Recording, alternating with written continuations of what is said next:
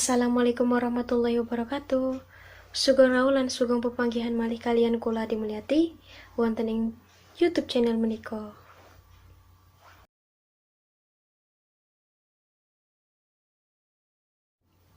Nggih, alhamdulillah saged kepanggih malih kalian kula.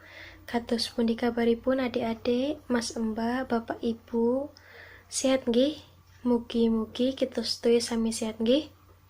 Dinten menika kula lan panjenengan sami badhe sinau sarengan ngenani teks dialog sederhana utawi teks pacelaton. Sumangga kangge adik-adik saged nyepakake alat tulisipun piyambak-piyambak supados saged dipun serat kangge sinau samangke malih. Nggih. Semangat. Nggih, saderengipun sinau dinten menika dipun wiwiti, kita ndedonga rumiyin nggih. Bismillahirrahmanirrahim. Rabbi zidni ilma warzuqni fahma waj'alni minas sholihin. Ya Allah, berikanlah aku ilmu dan berikanlah aku kemampuan untuk memahaminya dan jadikanlah aku termasuk orang-orang yang soleh. Amin.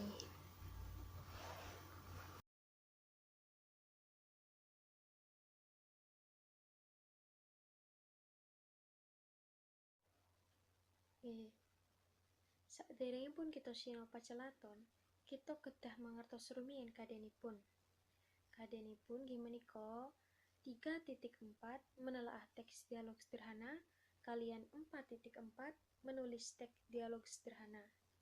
Indikatoripun menganalisis unsur intrinsik dan kaidah penulisan teks dialog sederhana kalian memproduksi teks dialog sederhana sesuai dengan unsur intrinsik dan kaidah penulisan teks dialog sederhana. Nggih mekaten KT utawi kompetensi dasar kalian indikatoripun teks dialog sederhana. Lah saniki menapa sih ingkang dipun wastani pacelaton? Pacelaton menika asale saka tembung lingga. Nggih menika celatu, tegese ngomong, omongan utawa guneman. Tegese pacelaton nggih menika omong-omongan utawa guneman antara wong loro utawa luwih kanthi cara langsung utawa tulis.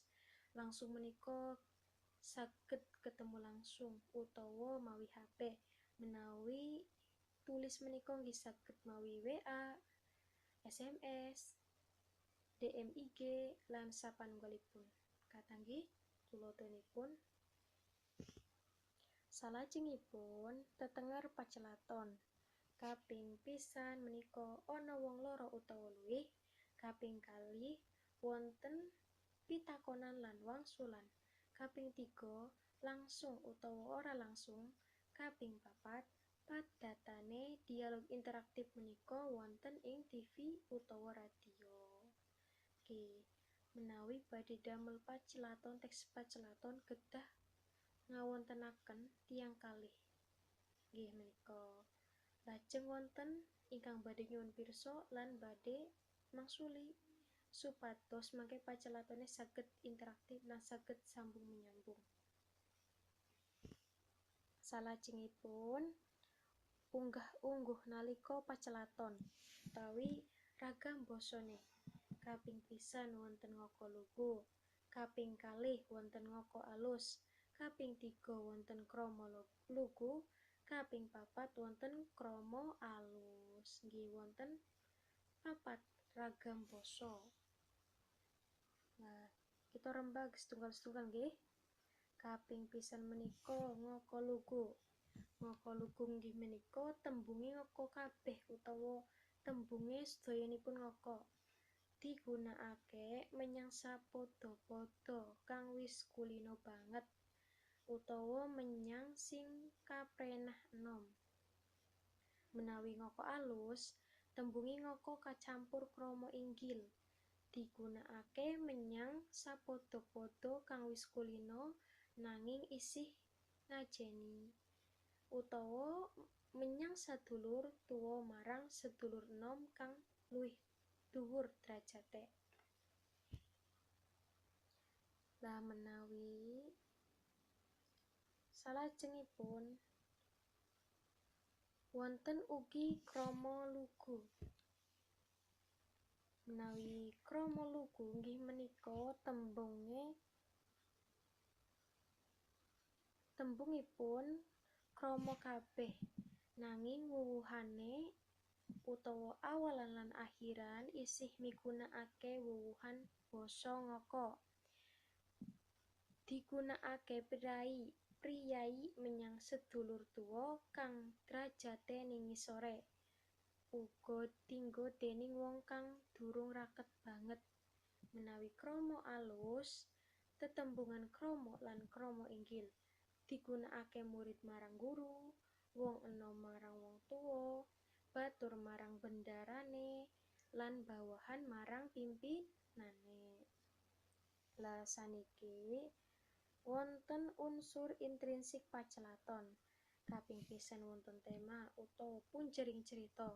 Tema menika ide pokok cerita menika.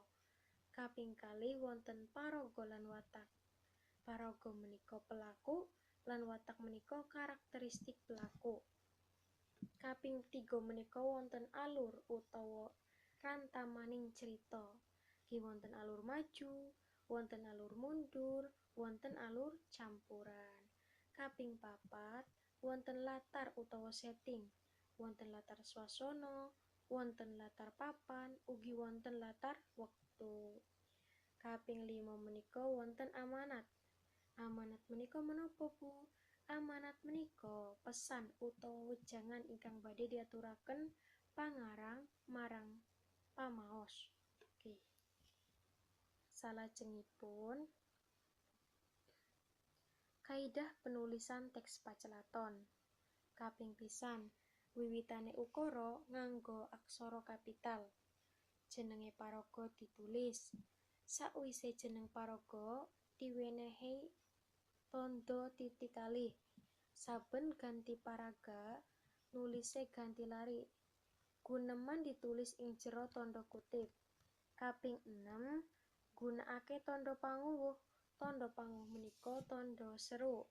Nalika lagi kagum, nalika lagi kaget, nalika lagi mrentah lan sapanunggalipun.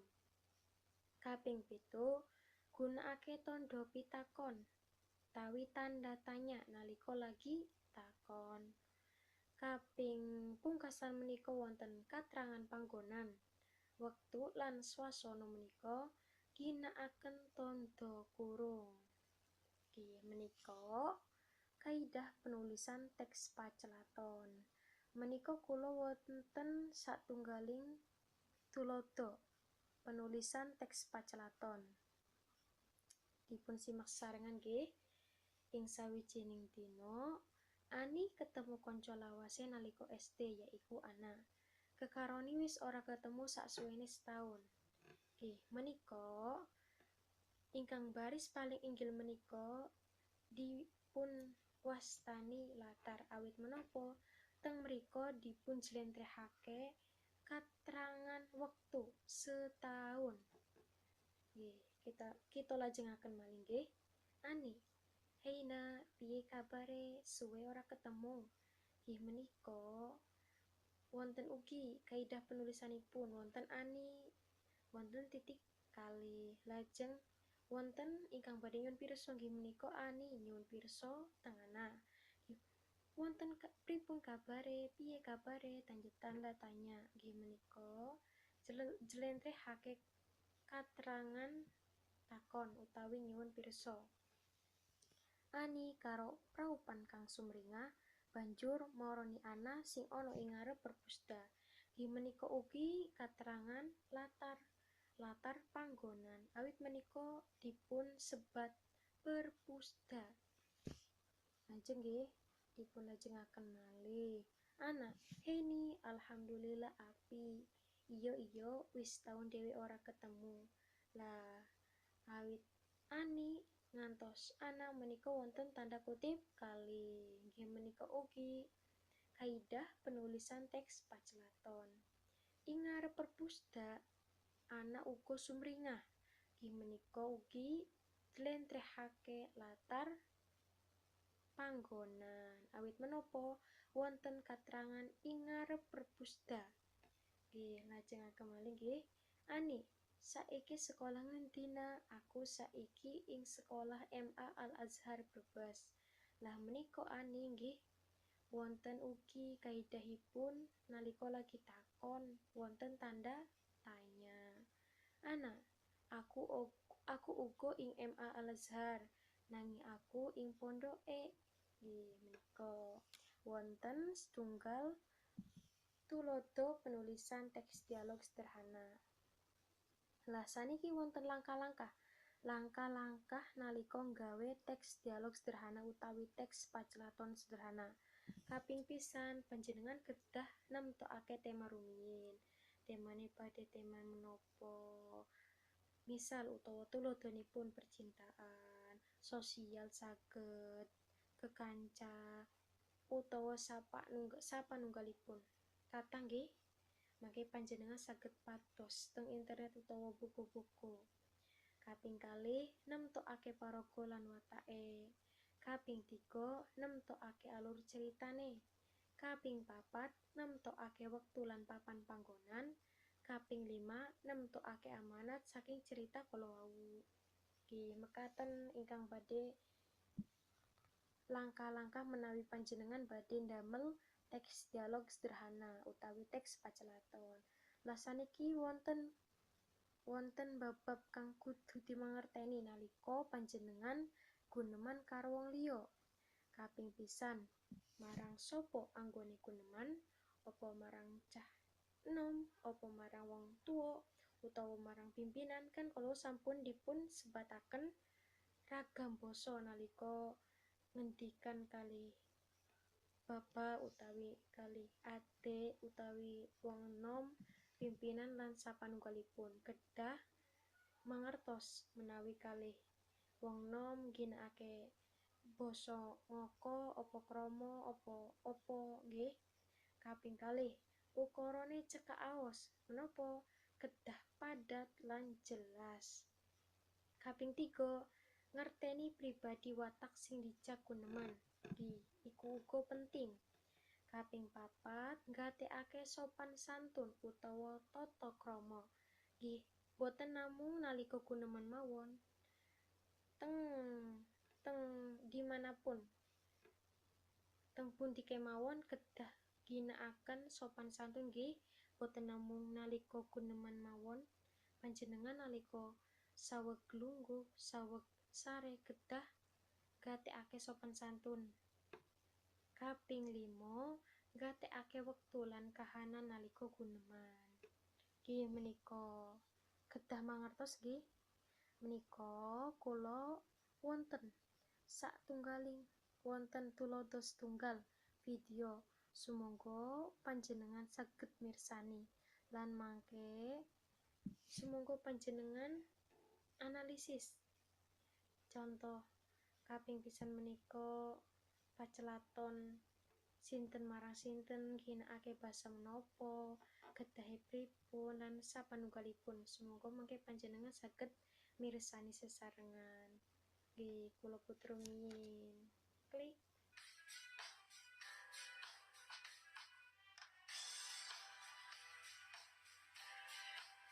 Menika sumangga dipun pirsani sesarengan nggih. Monggo sinau mawi video. Nggih, jaman now sangat sampun. Wau nedha sego pecel kalih es teh. Totale pinten nggih? Gangsal 11.000, Mas. Loh, sampeyan iki lak yo Kipli yo? Nggih. Loh, awakmu lak yo sama yo? Iya, Kip. Iki aku Salma, kancamu SD biyen. Walah, piye kabare Sal? lah Awakmu niki saiki nyambut contoh gawe ning kene to? tulodonipun marang sapodo foto. Alhamdulillah apik. Ginakaken Ora basa kok, ngoko nggih. warung iki duweke wong tuwaku. Aku mbantu ning kene mergo isi liburan semester. Lah, awakmu dhewe piye kabare? Iya Sal, alhamdulillah aku yo sehat. Oh iya, aku iki arep menyang daleme Pak Jono iki, gurune kene pas SD. Lah, kene yo lho kok arep mrono. Aku pengen silaturahmi wae, Sal. Mumpung saiki suasanane isih wulan Sawal. Oh alah, iya Kim. Ya wes, mengko aku nitip salam ning Pak Jono ya. Sepurane aku ora bisa melu. Mergo aku isih njogo warung iki. Iya, Sal, ora apa-apa. Aku ya ngerti. Mengko salammu tak aturno marang Pak Jono. Wis yo, Sal, tak bela dhisik. Oke Kim, hati-hati yo. Assalamualaikum, Mbah. Nuwun sewu. Kula badhe nyuwun pirsa. Waalaikumsalam. Iya le, arep takon apa? Badhe nyuwun pirsa daleme Pak Jono niku pundi nggih, Mbah?